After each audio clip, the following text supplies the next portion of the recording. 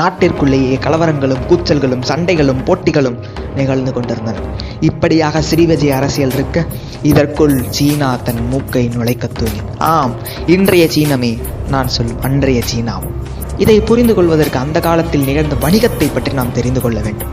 மேற்கில் Saudi Arabia போன்ற நாடுகள் இருக்க அங்கிருந்து குதிரைகள் ஏற்றுமதியாகி இந்த பக்கம் உள்ள ஸ்ரீவிஜயத்திற்கும் சீனத்திற்கும் தாம்பரலிங்க சாம்ராஜ்யத்திற்கும் வியட்நாமிற்கும் கம்போடியாவிற்கும் செல்ல வேண்டும்.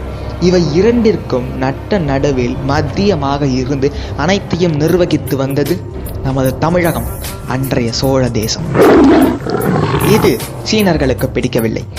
அந்த காலத்தில் இலங்கையும் சோழர்களின் கைகளில் இருந்தமையால் இன்னும் சாதகமாக போய் தமிழர்களுக்கு இன்னும் கோபத்தை ஏற்றியது சீனர்களுக்கு.